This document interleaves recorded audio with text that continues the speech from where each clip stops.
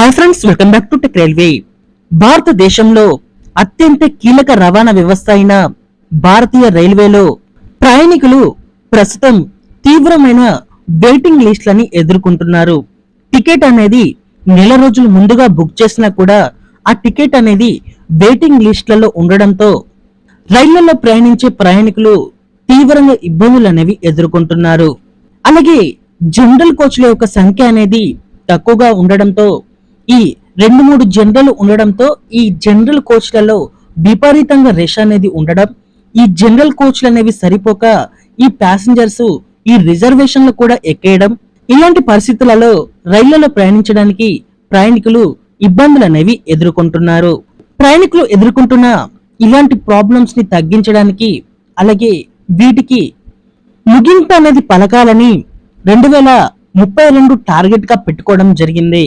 రెండవసారి రైల్వే శాఖ మంత్రిగా బాధ్యతలు చేపట్టిన రైల్వే శాఖ మంత్రి గారు రైళ్లలో 2032 సంవత్సరం వరకు వెయిటింగ్ లిస్టులు అనేవి ఉండకుండా ఇప్పటి నుండి దానికి తగ్గట్టుగా కార్యాచరణ అనేది చేపట్టాలని అధికారులను కోరడం జరిగింది. ఇక్కడ వెయిటింగ్ లిస్టులు అనేవి తగ్గడానికి ముఖ్యంగా రైళ్ల యొక్క సంఖ్య అనేది పెంచాలి. దీనికి అనుగుణంగానే 2032 వరకు ప్రస్తుతం తిరుగుతున్న రైళ్లకి తోడుగా మరో 3000 రైళ్ల వరకు ప్రజలకి అందుబాటులోకి తీసుకొని వస్తే ఇక్కడ వెయిటింగ్ లిస్టులు అనేవి చాలా వరకు తగ్గుతాయి. ఇంకా జనరల్ కోచ్ యొక్క విషయానికి వస్తే ఇంకా ఈ రైళ్లలో జనరల్ కోచ్ల యొక్క సంఖ్య అనేది పెంచవలసి ఉంటుంది.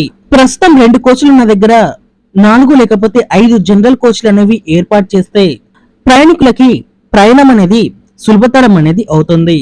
అలాగే తొందరలోనే భారతీయ పట్టాల మీద వందే భారత్ స్లీపర్ ఎక్స్ప్రెస్ రైళ్లు అనేవి పరుగులు పెట్టడానికి సిద్ధంగా ఉన్నాయి.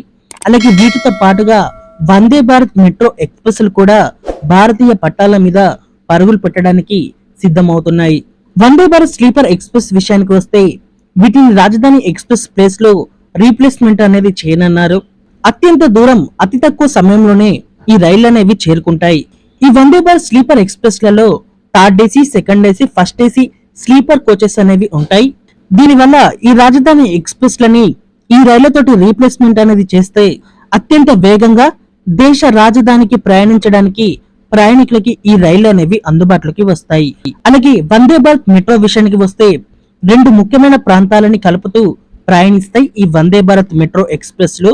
ఎగ్జాంపుల్ కి హైదరాబాద్ నుంచి విజయవాడ, తిరుపతి, చెన్నై ఇలాంటి ప్రాంతాల మధ్యలో ఈ వందే భారత్ మెట్రో ఎక్స్ప్రెస్ అనేవి సేవలు అనేవి అందిస్తాయి.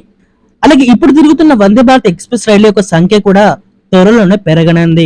ఇంకా రైలు యొక్క వేగం విషయానికి వస్తే ప్రస్తుతం దేశం మొత్తం మీద రైల్వే లైన్ల మెయింటెనెన్స్ పనులు అనేవి జరుగుతున్నాయి. ఎక్కడైతే 100-110 కిలోమీటర్ల వేగంతో వెళ్ళడానికి వీలుగా ఉన్న రైల్వే ట్రాక్స్ అనేవి ఉంటాయో ఆ స్థానంలో 130 కిలోమీటర్ల వేగంతో వెళ్ళడానికి వీలుగా ఇక్కడ అప్డేట్స్ అనేవి చేస్తున్నారు. అలాగే ఎంత వేగంతో వెళ్ళినా కూడా రైళ్లకి సిగ్నలింగ్ వ్యవస్థలో ఎటువంటి ఇబ్బందులు అనేవి ఉండకుండా ఆటోమేటిక్ సిగ్నలింగ్ వ్యవస్థని చాలా ప్రాంతాలలో ఏర్పాటు చేసుకుంటూ వస్తున్నారు. అలాగే ప్రయాణికుల భద్రతకి పెద్దపీఠం వేస్తూ సిగ్నలింగ్ వ్యవస్థలో కీలకమైన మార్పులు అనేవి తీసుకొని వస్తున్నారు.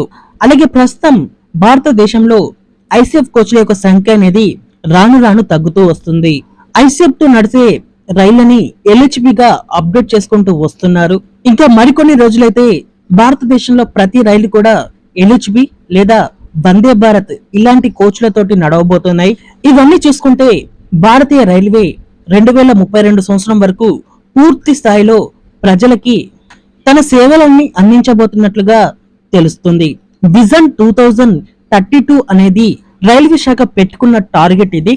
సో దాన్ని రీచ్ అవుతే భారతీయ రైల్వే తను పెట్టుకున్న లక్ష్యాన్ని తొందరలోనే పూర్తి చేసుకుంటుంది.